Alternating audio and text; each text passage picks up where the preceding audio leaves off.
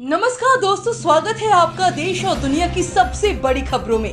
आज की खबरों में आप जानेंगे कि कोरोना वायरस के मामले में भारत किस नंबर पर आ पहुंचा है और क्या दिल्ली में फिर से लग सकता है लॉकडाउन। जानिए हर खबर को विस्तार से। और अगर आप भी हैं 10वीं पास तो कर सकते हैं जॉब के लिए अप्लाई। यहाँ निकले हैं बम्पर ऑफर। और क्यों धार्मिक स्थलों को खोलने के बावजूद जामा मस्जिद को 30 जून तक बंद किया गया है। साथ ही और भी महत्वपूर्ण और बड़ी खबरों को आज आपके लिए लाए हैं। हर खबर को बड़ी बारीकी से जानने के लिए बने रहिए इस वीडियो के अंत तक। लेकिन वीडियो शुरू करने से पहले जान लेते हैं चीनी बीमारी से संक्रमित हुए लोगों की संख्या बढ़कर 2,98,283 हो चुकी है और 1,47,195 लोगों का इलाज चल रहा है। वहीं 8,501 लोगों की इस संक्रमण से मृत्यु हो चुकी है। और जैसे जैसे मैं आपको इस संक्रमण से बीमार हुए मरीजों की संख्या बता रही हूँ, ऐसे वैसे इस संक्रमण से और लोग बीमार हो रहे हैं। अभी अभी हुई सर्जिकल स्ट्राइक, भारतीय सेना ने उड़ा दी पाकिस्तान के 10 चौकियां और कांपे इमरान। कोरोना संकट से पूरी दुनिया परेशान है तो वही पाकिस्तान अपनी नापाक हरकतों से बाज नहीं आ रही है। आतंकियों की घुसपैठ कराने के लिए परेशान पाकिस्तान लगातार सीज फायर का उल्लंघन कर रहा है। अब भारतीय सेना ने पाकिस्तान को तगड़ा जवाब दिया है। सेना ने पाकिस्तान की 10 चौकियों को तबाह कर दिया है। भारतीय सेना ने पाकिस्तान की उसकी नापाक हरकत का मुंह तोड़ जवाब दिया है। गुरुवार को भारतीय सेना ने पीओके में 10 पाकिस्तानी सेना की चौकियों को उड़ा दिया। पाकिस्तान ने जम्मू कश्मीर के रजौरी और पुंछ सेक्टर में सीज फायर का उल्लंघन करते हुए भारी गोलाबारी की थी। पाक की गोलाबारी में सेना के जवान हरचरण सिंह शहीद हो गए थे तो वहीं पाकिस्तान की गोलाबारी में नौशेरा सेक्टर में एक पुलिसकर्मी घायल हुए थे। इसके बाद भारतीय सेना ने पाकिस्तान को मुंह तोड़ जवाब देते हुए उसकी 10 चौकियों को उड़ा दिया। दुनिया का चौथा सबसे प्रभावित देश बना भारत। एक दिन में पहली बार आए करीब 11,000 मामले। वायरस के मामलों के हिसाब से भारत ने शुक्रवार को ब्रिटेन को पीछे छोड़ दिया और दुनिया का चौथा सबसे प्रभावित देश बन गया। पिछले 24 घंटों के रिकॉर्ड में 10,956 कोरोना के नए मामले सामने आए और वहीं 396 लोगों की मौत हुई है। देश में अब तक इस महामारी से करीब 3 लाख लोग संक्रमित हो चुके हैं। लगातार 8 दिनों से 9,500 से ज्यादा नए मामले सामने आ रहे हैं। स्वास्थ्य मंत्रालय के ताजा आंकड़ों के मुताबिक देश में अब तक 2,97,535 लोग कोरोना से संक्रमित हो चुके हैं। इसमें से 8,498 की मौत हो चुकी है जबकि 1,47,000 लोग ठीक भी हुए हैं। अमेरिका, ब्राजील, रूस के बाद कोरोना महामारी से सबसे ज्यादा प्रभावित देशों में भारत चौथे स्थान पर आ गया है। भारत में कोरोना मामले के बढ़ने की रफ्तार में दुनिया में तीसरे नंबर पर बनी हुई है। अमेरिका और ब्राजील के बाद एक दिन में सबसे ज्यादा मामले भारत में दर्ज किए जा रहे हैं। भारत चीन रिश्ते में बदलते तनाव का असर व्यापार पर। भारत चीन के बीच बढ़ते तनाव और बदलते आर्थिक रिश्तों का असर इनके द्विपक्षीय व्यापार पर भी हुआ है। वर्ष 2019 और 20 के बीच भारत का मुख्य रूप से चीन और हांगकांग के साथ व्यापार 7% गिरकर $109.76 रह गया है। ये पिछले 7 साल की सबसे बड़ी गिरावट है।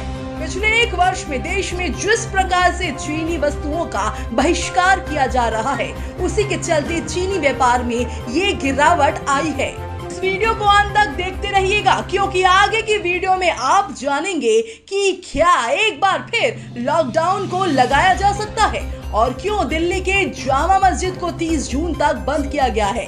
अगर आप भी हैं 10वीं पास तो यहाँ निकली है बम्पर भर्तियां, नहीं देना होगा कोई एग्जाम।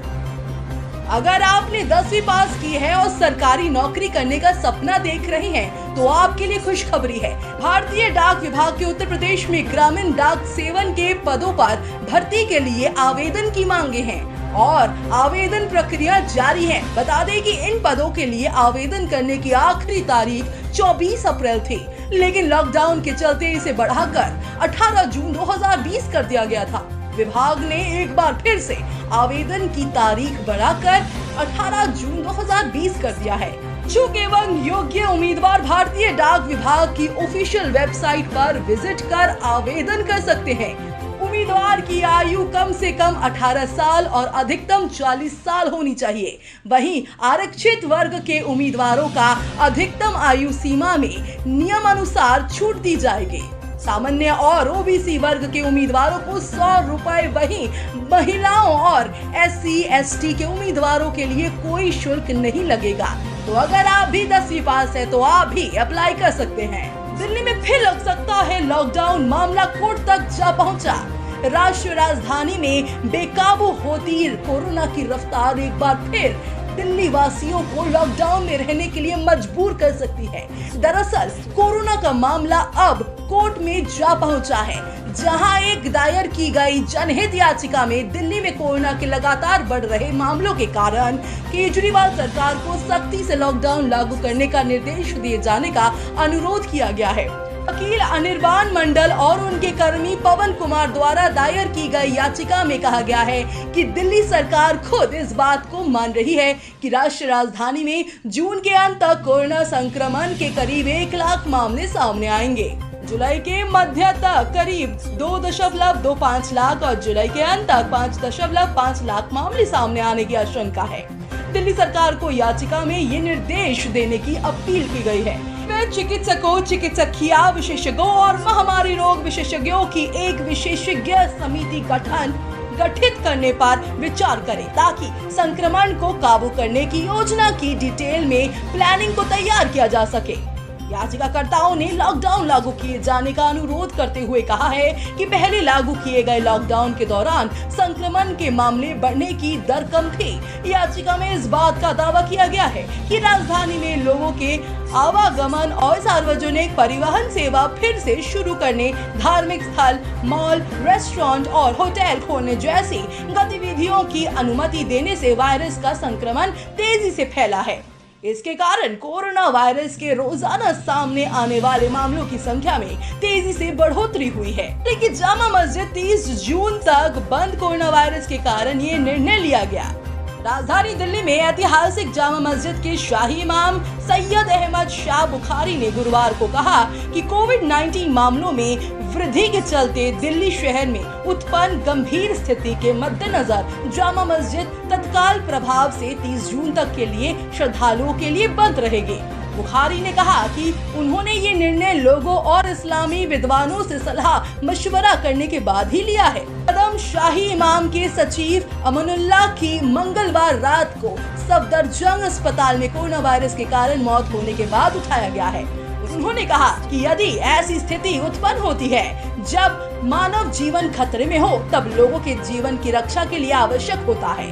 उन्होंने कहा, अधिकतर लोगों की राय है कि मानव जीवन बचाना सर्वोपरि है और शरीयत में इसके लिए विशेष उल्लेख है।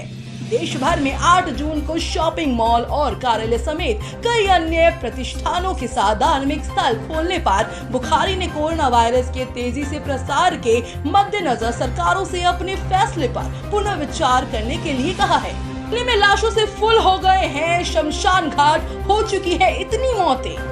दिल्ली में कोरोना के संक्रमण का मामला रुकने का नाम नहीं ले रहा है।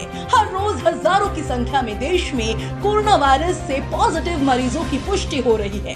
वहीं राजधानी दिल्ली में भी कोरोना का संक्रमण बढ़ता ही जा रहा है। अब एमसीडी ने एक बार फिर कोरोना संक्रमित शवों के दाह संस्कार के आंकड़े जारी किए हैं। दिल्ली में कोरोना वायरस के कारण होने वाली मौतों के आंकड़े को लेकर दिल्ली सरकार पहले से ही निशाने पर है। अब दिल्ली नगर निगम ने कोरोना के कारण मरने वालों के चौंकाने वाले आंकड़े जारी किए हैं।